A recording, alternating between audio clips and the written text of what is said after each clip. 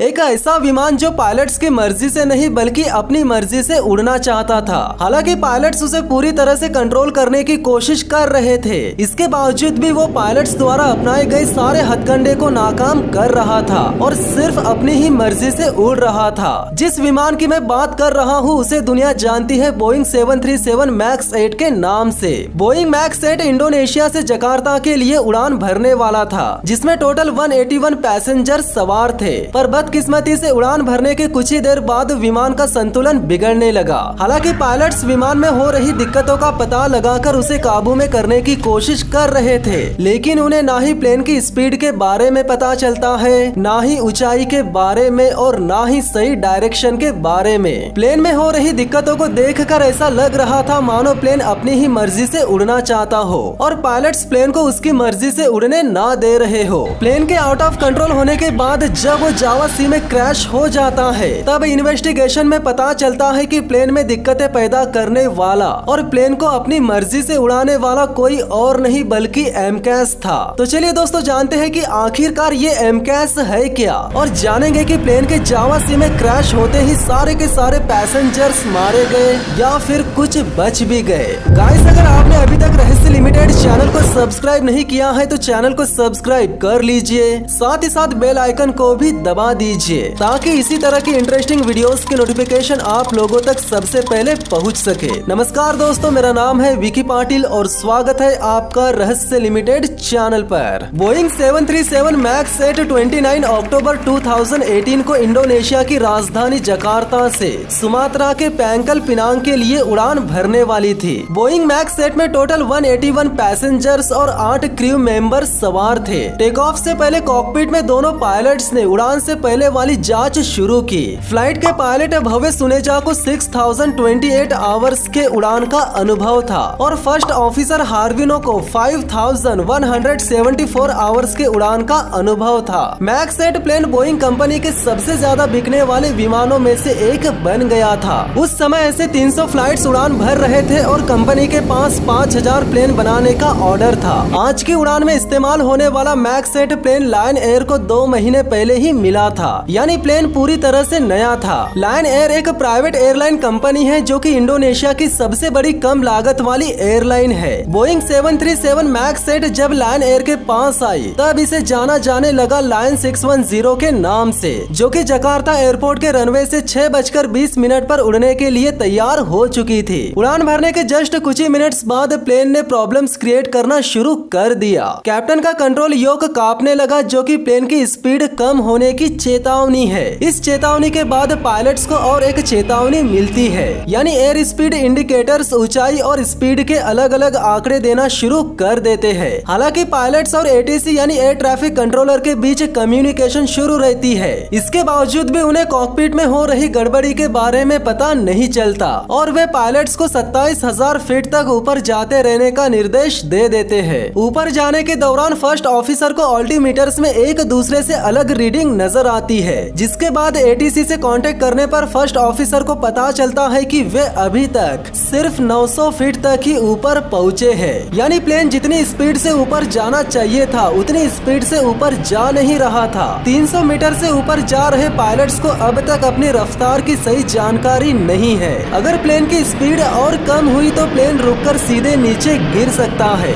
इससे पहले कि मामला और गंभीर हो जाए, पायलट्स एटीसी से कांटेक्ट करके प्लेन को किसी होल्डिंग पॉइंट पर ले जाने की इजाजत मांगते हैं ताकि वे प्लेन को किसी ऐसी जगह पर ले जा सके जहां वे चक्कर काट कर इस प्रॉब्लम को सुलझा सके। जिसके बाद फर्स्ट ऑफिसर चेक लिस्ट के जरिए इस प्रॉब्लम को सॉल्व करने की कोशिश करते हैं, लेकिन चेक लिस्ट से भी काम नहीं बनता। जिसके बाद वे प्लेन का ऑटो मोड ऑफ करके मैनुअली भी उड़ाने की कोशिश करते हैं। इसके बावजूद भी दिक्कतों का बढ़ना जारी ही रहता है। अब तक प्लेन में बैठे यात्री समझ जाते हैं कि कुछ तो गड़बड़ जरूर है। जिस प्लेन को अब तक 27,000 फीट ऊपर आसमान में होना चाहिए था, वो प्लेन समंदर के ऊपर न केवल 5,000 फीट की ऊंचाई पर चक्कर काट रहा था बल्कि ऊपर नीचे भी हो रहा था, जिसका आभास अंदर बैठे यात्रियों को भी होने लगा था। इधर कॉकपिट में बैठे कैप्टन सुनेजा विमान के अगले हिस्से को नीचे झुकने से बचाने की पूरी कोशिश कर रहे थे। इसके बावजूद भी प्लेन नीचे की ओर पूरी ताकत से झुक रहा था, मानो कोई अनजान शक्ति विमान को पूरी ताकत से नीचे धकेल रही हो।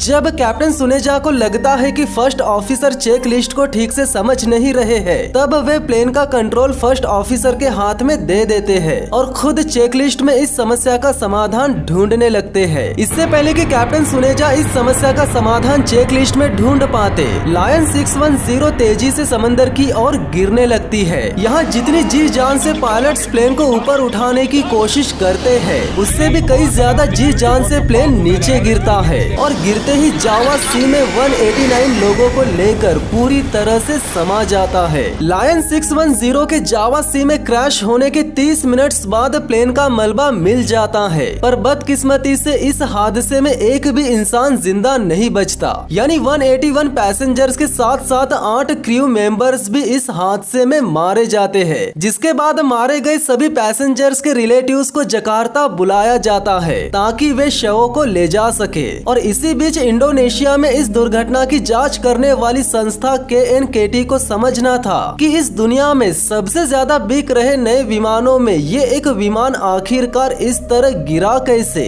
जब इन्वेस्टिगेशन शुरू की गई तब पता चला कि प्लेन रास्ते से भटक गया था और ऊंचाई भी कम ज्यादा थी। इसके अलावा प्लेन उड़ान भरने के महज 11 मिनट बाद ही जावा सी में गिर गया। जैसे जैसे इन्वेस्टिगेशन आगे बढ़ रही थी, वैसे वैसे एक के बाद एक प्लेन हादसे के पीछे के कारण सामने आते गए। कारण नंबर 1, 737 मैक्स 8 प्लेन में 2 एंगल ऑफ अटैक सेंसर्स होते हैं। ये सेंसर्स विमान के पंख और सामने से आ रही हवा के बीच के कोण का हिसाब लगाते हैं। इनके आंकड़ों से ही पता चलता है कि विमान के पंख सही लिफ्ट उपलब्ध करा रहे हैं या नहीं। काफी दिनों से इस विमान के लेफ्ट साइड का सेंसर गलत रीडिंग दे रहा था, जिसे हादसे के एक दिन पहले ही बदला गया था। कारण नंबर 2, लायन 610 प्लेन ने हादसे के एक दिन पहले बाली से जकार्ता के लिए उड़ान भरी थी। तब इस प्लेन को उड़ाने वाले पायलट्स दूसरे थे। जब इन्वेस्टिगेटर्स ने क्रू को पूछा कि एक दिन पहले इस विमान के जिस सेंसर को बदला गया, उसे बदलने के बाद क्या प्लेन में कोई दिक्कत हुई, तो इन्वेस्टिगेटर्स को जवाब मिला हाँ। यानी हादसे के कुछ मिनट्स पहले कैप्टन भव्य सुनेजा और हार्विनो ने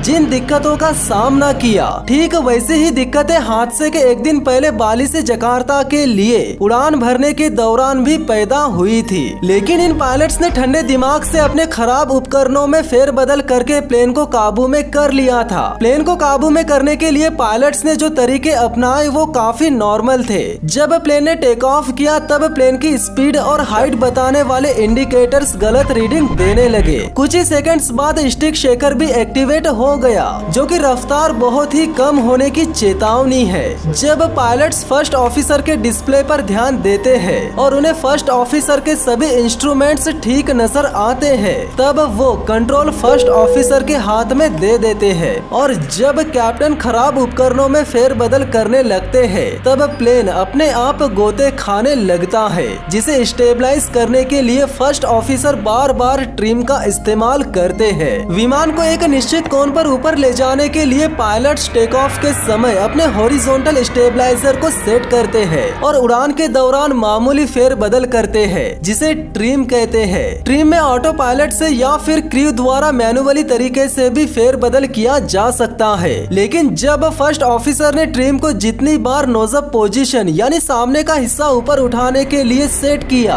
ऑटोमेटिक सिस्टम ने उसे उलट दिया। यानी फर्स्ट ऑफिसर प्लेन को ऊपर ले जाने की कोशिश कर रहे थे, जबकि प्लेन का ऑटोमेटिक सिस्टम प्लेन को बार बार नीचे झुकाने की कोशिश कर रहा था। इसी वजह से मैक्स 8 के स्टेबलाइजर अपने आप हरकत करके फर्स्ट ऑफिसर के कमांड को एक्सेप्ट नहीं कर रहे थे और प्लेन के आगे का हिस्सा नीचे झुका रहे थे। प्लेन का ऑटोमेटिक सिस्टम जब स्टेबलाइजर को हिलाता है, तब दोनों पायलट्स के बीच मौजूद व्हील्स को भी घुमाता है, जिससे पायलट्स को पता चल जाता है कि प्लेन का सिस्टम ट्रिम को अपने आप बदल रहा है। जब क्रू को ये कंफर्म हो जाता है कि स्टेबलाइजर के ऑटोमेटिक ट्रिम सिस्टम में गड़बड़ी है, तब वे ट्रिम स्विचेस को बंद कर देते हैं और समस्या सुलझ जाती है। यानी प्लेन अपने आगे के हिस्से को झुकाना बंद कर देता है। यहाँ प्लेन के क्रू और एक हैरत अंगेज काम ये करते हैं कि इतनी बड़ी तबाही से बचने के बाद भी वे अपनी 90 मिनट्स की उड़ान जारी रखते हैं और सही सलामत जकार्ता पहुँच भी जाते हैं। जिसके बाद पायलट अपने साथ घटी तमाम घटनाओं को मेंटेनेंस वालों को बता देते हैं और फ्लाइट मेंटेनेंस लॉग में भी इन घटनाओं का जिक्र मेंशन कर देते हैं। लेकिन यहाँ कैप्टन एक गलती कर देता है,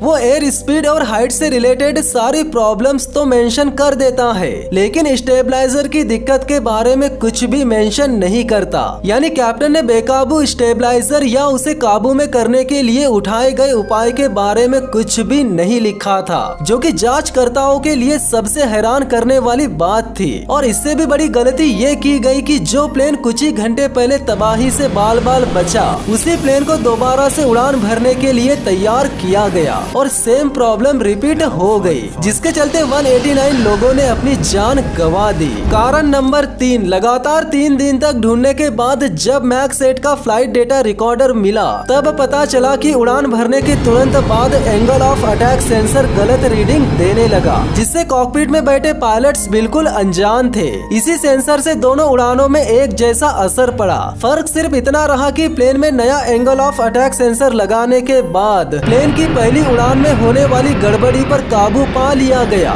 जबकि दूसरी उड़ान काबू से बाहर हो गई। फ्लाइट डेटा रिकॉर्डर के मुताबिक इन्वेस्टिगेटर्स का मानना था कि बाली से उड़ान भरने के दौरान जब प्लेन में एंगल ऑफ अटैक सेंसर लगाया गया, वो या तो खराब था या फिर उसे ठीक से लगाया नहीं गया था। मैक्स 8 प्लेन पर एंगल ऑफ अटैक सेंसर सिर्फ विमान के कोण का ही हिसाब नहीं लगाता, बल्कि ये सटीक स्पीड और ऊंचाई का भी पता लगाता है। कैप्टन के तरफ के खराब सेंसर की वजह से कॉकपिट के दोनों डिस्प्ले पर स्पीड और हाइट के आंकड़े अलग अलग आ रहे थे। इसके अलावा फ्लाइट डेटा रिकॉर्डर के आंकड़ों से यह भी पता चला कि जितनी बार प्लेन की नोज यानी सामने के हिस्से को ऊपर उठाने की कोशिश की गई, उतनी ही बार उसे नीचे झुकाने वाला ऑटोमेटिक ट्रिम इनपुट भी आया, जिससे इन्वेस्टिगेटर्स को लगा कि ऑटोमेटिक ट्रिम सिस्टम ही प्लेन के अगले हिस्से को बार बार नीचे झुका रहा था। लेकिन जांचकर्ता इन आंकड़ों पर और गौर करते हैं, तब उन्हें पता चलता है कि बेकाबू स्टेबलाइजर यानी ऑटोमेटिक ट्रिम सिस्टम 26 बार नोज डाउन करने का कमांड नहीं दे सकता।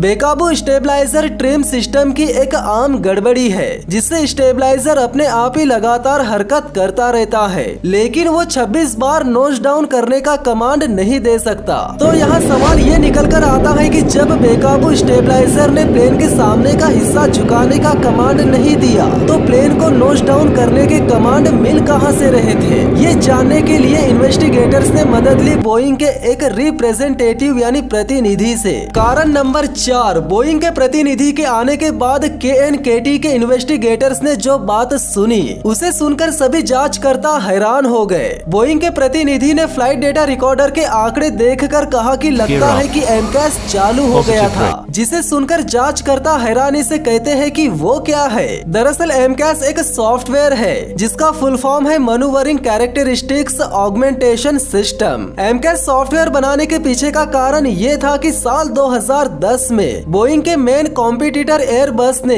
A320 नियो प्लेन बनाया, जो कि कम दूरी की उड़ान वाला और ईंधन की बचत करने वाला विमान था। उस समय महंगे हो रहे ईंधन की वजह से ये विमान एयरलाइंस को बहुत पसंद आया, लेकिन बोइंग इसके लिए तैयार नहीं था। जिसके बाद अपने कॉम्पिटिटर को टक्कर देने के लिए बोइंग के पास सिर्फ 2 ऑप्शंस थे। एक नया विमान बनाया जाए, जिसे बनाने के लिए 4 से 5 साल लग जाएंगे। दूसरा, बोइंग के पास पहले से मौजूद 737 प्लेन में फेरबदल किया जाए। तो बोइंग कंपनी ने ऑप्शन अपनाया दूसरा, यानी उन्होंने पुराने विमान में ही फेरबदल करके विमानों का प्रदर्शन अच्छा करने के लिए और ईंधन बचाने के लिए प्लेन में बड़े इंजन लगा दिए। बड़े इंजन लगाने का केवल एक ही ऑप्शन था कि उन्हें पंखों के थोड़ा आगे लगाया जाए। बड़े इंजन लगाने से एक समस्या तो सुलझ गई, लेकिन दूसरी समस्या पैदा हो गई, यानी 737 की स्पीड कम होने पर उसका सामने का हिस्सा बहुत ऊपर उठ जाता था, खासकर तब जब टेक ऑफ के समय विमान के अगले हिस्से को ऊपर ही रखा जाता है।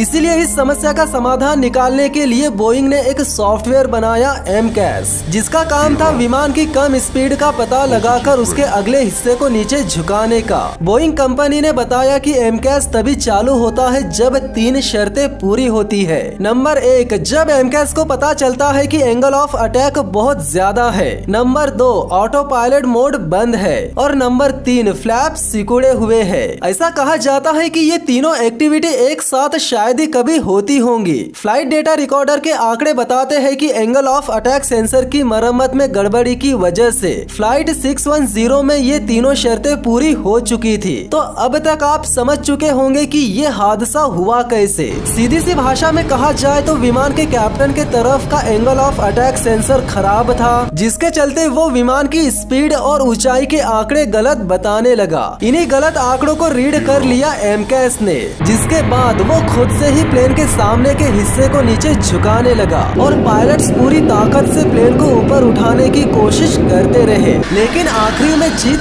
MCAS की ही हुई। तो गाइस, ये थी मैक्स 8 यानी लायन 610 की इंफॉर्मेशन। अगर वीडियो अच्छी लगी हो तो वीडियो को लाइक कर लीजिए, साथ ही साथ चैनल को सब्सक्राइब करके बेल आइकन को भी दबा दीजिए। तो मिलते हैं बहुत ही जल्द नेक्स्ट वीडियो में, तब तक के लिए धन्यवाद।